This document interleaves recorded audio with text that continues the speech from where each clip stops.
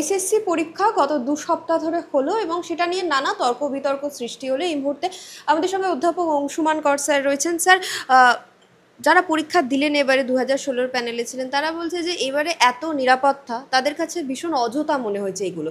বলছে যে আমাদের যখন দুর্নীতি হয়েছে এই রাজ্যে, তখন যদি এত নিরাপত্তা থাকতো তাহলে এতগুলো জীবন নষ্ট হতো না। এই যে নোয়া খুলতে বলা, এই যে বেল্টের যে ডিটেক্টর, মানে প্রচুর নিরাপত্তা, এটা কি ভীষণ অযথা বলে মনে হচ্ছে? দেখো, মানে আমার তাদের আপত্তির একটা কারণ আছে, একটা ক্ষোভ নিয়ে তারা এসেছেন। একজন তো দেখলাম নোয়া খুলবেন না বলে পরীক্ষায় যায়নি। পরীক্ষায় দেননি। সেটাও আমার মনে হয় যে বাড়াবাড়ি। হ্যাঁ, মানে সত্যি কথা বলতে কি বাড়াবাড়ি। মানে দেখো, আমি এই ক্ষেত্রটায় অন্তত স্কুল সার্ভিস কমিশনের এই উদ্যোগটাকে সমর্থনই জানাবো। যারা বলছেন যে আগেরবার এটা হলে ভালো হতো, খুব সত্যি কথা বলেছেন।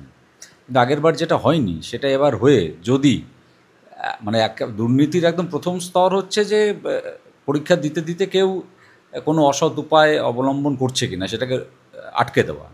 তো তার জন্যে যদি এই পদ্ধতিগুলোর মধ্যে দিয়ে যেতে হয় কাউকে, আমি তাতে খুব রেগে যাওয়ার কোনো কারণ দেখি না। তাদের আগেরবারের অভিজ্ঞতা থেকে বা একটা হ্যারাসমেন্ট হয়েছে। আসলে আমার মনে হচ্ছে এই কমিউনিকেশনের জায়গাটা রাজ্য সরকারের এবং স্কুল সার্ভিস কমিশনের আরও স্পষ্ট পরিষ্কার করা উচিত ছিল প্রথম থেকে।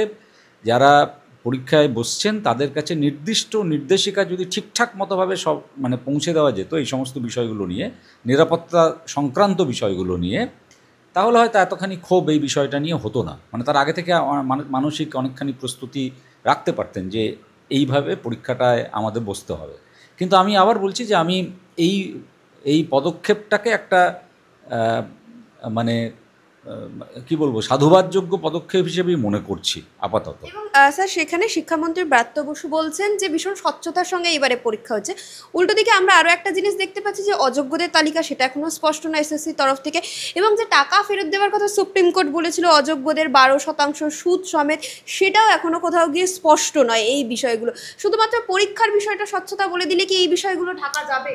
না, আসলে ব্রাত্য বসু যেটা বলতে চেয়েছেন সেটা হচ্ছে যে এই দুটো পর্বে যে পরীক্ষা হয়েছে সেই পরীক্ষাগুলো স্বচ্ছতার সঙ্গে হয়েছে। এবং সেখানে আমি আরেকটা জিনিসকেও মানে সাধুবাদ জানাচ্ছি, সেটা হচ্ছে এই যে ওএমআর শিটের কার্বন কপি পরীক্ষার্থীদের দেওয়া হয়েছে। কাজেই ওই আগের বারের ওই যে ব্ল্যাঙ্ক ওএমআর শিট দিয়ে সেইটা অন্তত মনে হচ্ছে মানে করা যাবে না। কার্বন কপি যেহেতু প্রত্যেকের কাছে আছে, থাকছে, বা কেউ বেশি নাম্বার পেয়েছেন তার নাম এলো না, কিন্তু মূল সমস্যাটা কিন্তু এখনও আছে। এবং যে প্রশ্নটা তুমি করলে সঙ্গীতা, যে অযোগ্য শিক্ষকদের তালিকা স্কুল সার্ভিস কমিশন প্রকাশ করেছে আর বিভিন্ন সময়ে যে সংখ্যা আমাদের সামনে এসেছে, এমনকি সুপ্রিম কোর্টে সওয়াল করার সময়ও স্কুল সার্ভিস কমিশনের পক্ষ থেকে যে সংখ্যা এসেছে, সুপ্রিম কোর্টের অর্ডারটা পড়লেও যে সংখ্যা মনে হচ্ছে সেটা তো অনেক বেশি। তাহলে এই বাকি প্রার্থীরা কারা? মানে আমার মাঝে মাঝে আমি বুঝতে পারছি না, যেটা কি ইচ্ছে করেই করা হলো, মানে কোনো কিছু লুকোবার জন্য করা হলো, নাকি ইচ্ছে করেই করা হলো যাতে করে আবার একটা মামলা হয় এবং দীর্ঘায়িত হয়। কেননা এবারে তো শুরু হবে, ধরো একটা অংশ থেকে তো ইতিমধ্যেই বলতে শুরু করেছেন, এবং খুব অযৌক্তিক নয় সেই দাবিটা, যে সুপ্রিম কোর্টের স্পষ্ট নির্দেশিকা ছিল যে একজন অযোগ্য প্রার্থীও যেন এই পরীক্ষায় বসতে না পারে। তো সেটা যদি হয়, একজনও যদি বসে থাকে পরীক্ষায়, তাহলে কিন্তু এই গোটা পরীক্ষার পদ্ধতিটাই কিন্তু নাল অ্যান্ড ভয়েড হয়ে যাচ্ছে। এটা কিন্তু একদম বাতিল হয়ে যাবে এই পরীক্ষা। তো আমার যেখানে মানে সত্যিই আশঙ্কা জাগছে যে এত রকমের বয়ান উঠে এসেছে এই অযোগ্য কারা এবং অযোগ্যদের সংখ্যা নিয়ে, এবং তাদের একটা তালিকা শেষ পর্যন্ত আমাদের সামনে এসেছে, যেটাও অনেকে দাবি করছেন অসম্পূর্ণ তালিকা। আপাত দৃষ্টিতে আমার নিজেরও সেটা মনে হচ্ছে। ওই যে আমি বললাম যে হাইকোর্টের সওয়ালের সময় যে সমস্ত কথাবার্তা উঠে এসেছে, সুপ্রিম কোর্টের অর্ডারে যেভাবে গোটা বিষয়টা রিপ্রেজেন্টেড হয়েছে, যারা আইনজীবী লড়াই করছিলেন তারা যে সংখ্যাটার কথা বলছেন, তাতে একটা অস্বচ্ছতার জায়গা কিন্তু এই অযোগ্য শিক্ষকদের তালিকা নিয়ে থেকেই যাচ্ছে। এবং সেটা যদি আবার হাইকোর্টে প্রমাণ হয় বা সুপ্রিম কোর্টে প্রমাণ হয়, তাহলে তো এই গোটা পরীক্ষাটার ভবিষ্যৎটাই একটা প্রশ্নের মুখে আবার পড়ে যাবে। মানে পরীক্ষাটা নেওয়া হয়েছে একটা খুব স্বচ্ছ উপায়ে, সেটা আপাত দৃষ্টিতে দেখে আমাদের সকলের মনে হয়েছে, এটা নিয়ে আমি কোনো দ্বিমত রাখবো না। কিন্তু পরীক্ষাটা নেওয়ার আগের যে পর্বটা, সেইখানে সম্পূর্ণ স্বচ্ছতা আছে কি না সেটাই একটা প্রশ্ন, এটা একটা বিরাট বড় প্রশ্ন। এবং টাকা ফেরত দেওয়ার প্রশ্ন, যেটা সুপ্রিম কোর্টও একদম মানে স্পষ্ট করে জিজ্ঞেস করেছে। টাকা তো ফেরত দিতেই হবে। এখন যদি আমি বলি যে না আমাদের মানবিক হতে হবে, হ্যাঁ, মানে দুটো দিক আছে। অনেক এমন বলতেই পারেন যে এত লক্ষ টাকা এরা পাবে কোথা থেকে। প্রশ্নটা সেটা নয়, প্রশ্নটা হচ্ছে যে এত লক্ষ টাকা দিয়ে এরা নিশ্চিতভাবে একাধিক যোগ্য প্রার্থীকে বঞ্চিত করেছে, তাদের মধ্যে কয়েকজন মারা গেছে। সেইটা ভাবুন, যারা বলছেন, অনেকের একটা ধুয়ো তোলার চেষ্টা করছেন যে মানবিক হতে হবে, এত টাকা এরা চাকরি করেছেন, একসঙ্গে এতগুলো টাকা এরা দেবেন কী করে।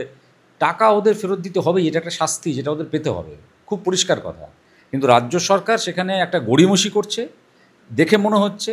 এমনকি তাদের অন্য নিয়োগের কথাও বলা হচ্ছে, যেটাও কিন্তু আবার সুপ্রিম কোর্টে চ্যালেঞ্জ হবে, একদম নিশ্চিতভাবে চ্যালেঞ্জ হবে। কেননা অযোগ্যদের পক্ষে একটি শব্দও সুপ্রিম কোর্টের রায়ে ছিল না। তো সেখানে যে কোনো রকমের প্রচেষ্টা, যদি অযোগ্যদের থেকে টাকা ফেরত নেওয়ার ক্ষেত্রে গড়িমসি করা হয়, অযোগ্যদের অন্য চাকরি দেওয়ার কোনো রকম একটা পরিকল্পনা করা হয়, সেগুলো কিন্তু ভীষণভাবে ভর্ৎসিত হবে সুপ্রিম কোর্টে আবার, এবং শেষ রক্ষা কিন্তু হবে না, এক্ষেত্রেও শেষ রক্ষা কিন্তু হবে না। মানে এটা একটা এমনটা হতে পারে, মানে আমার বিশ্লেষক হিসেবে এমনটা মনে হচ্ছে যে এমনটা হতে পারে যে যেহেতু আর কিছুদিনের মধ্যেই বিধানসভা নির্বাচন আছে, তো একটা অংশের মানুষকে না চটিয়ে রাখার জন্য, এবং একটা অস্থির অবস্থা তৈরি হয়ে যাবে এখনই, কেন যারা টাকা দিয়েছেন তারাও তো উল্টো দিক থেকে যদি ভাবি, তারাও তো ছেড়ে দেওয়ার মানুষ নন।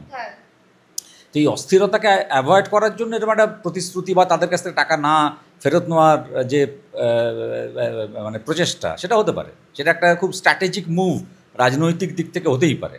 কিন্তু আমি আবার বলছি, এটা শেষ রক্ষা কিন্তু হবে না, কেননা সুপ্রিম কোর্টের অবস্থান এই গোটা বিষয়টা নিয়ে খুব স্পষ্ট, পরিষ্কার এবং দৃঢ়। এবং স্যার, আমি শিক্ষক হিসেবে আপনাকে একটা কথা জিজ্ঞাসা করছি, সেটা হচ্ছে যে এই যে মুখ্যমন্ত্রী বললেন যে মানবিক হতে হবে, আমাদের বেচারারা কোথায় যাবে, অযোগ্য যারা, তারা হচ্ছে শিক্ষাকর্মী হিসেবে তাদের স্থান দেওয়ার জায়গা করবে। যারা যোগ্য শিক্ষক রয়েছে স্কুলে বা ছাত্রছাত্রী রয়েছে, তারা কি এটা জানা সত্ত্বেও তাদের শিক্ষাকর্মী হিসেবে অ্যাকসেপ্ট করবে যারা অযোগ্য শিক্ষক থেকে শিক্ষাকর্মী হলো? দেখো, করবে না, আমি তো একদমই এই কথাটা বললাম, করবে এটা তো পরের প্রশ্ন। আমি তোমাকে এই কথা বলছি যে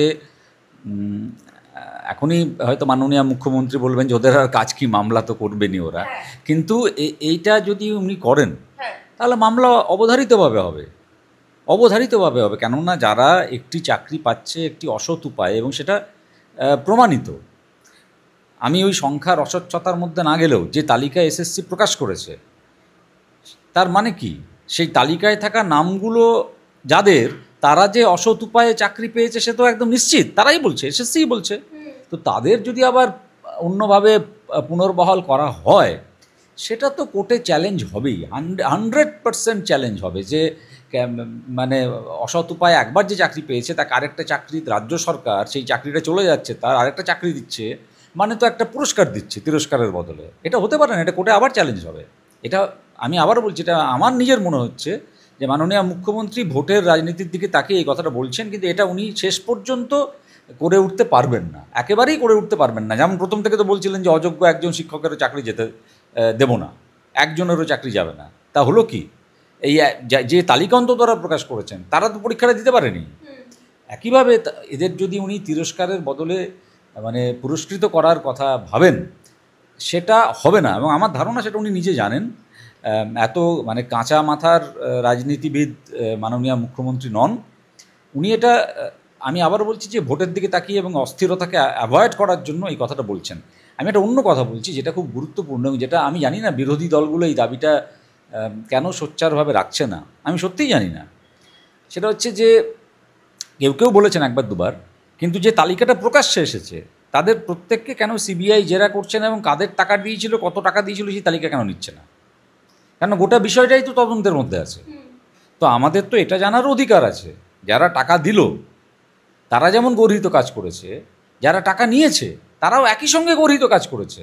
কিন্তু এই গোটা প্রসেসটাতে সুপ্রিম কোর্টও তাদের শাস্তি বিধানের কোনো এখনও পর্যন্ত ব্যবস্থা করেনি, কেননা গোটা বিষয়টা তদন্ত সাপেক্ষ আছে। এবং তদন্তের ক্ষেত্রে কিন্তু এই যে তালিকাটা, যে এরা চিহ্নিত অযোগ্য, এই তালিকাটা ভীষণ সাহায্য করতে পারে যদি সিবিআই সত্যি সত্যি উদ্যোগী হয় এবং এই তালিকার ভিত্তিতে এই প্রত্যেকটি অযোগ্য শিক্ষককে ডেকে জিজ্ঞাসাবাদ করে যে কাদের টাকা দিয়েছেন বলুন, কত টাকা দিয়েছেন বলুন।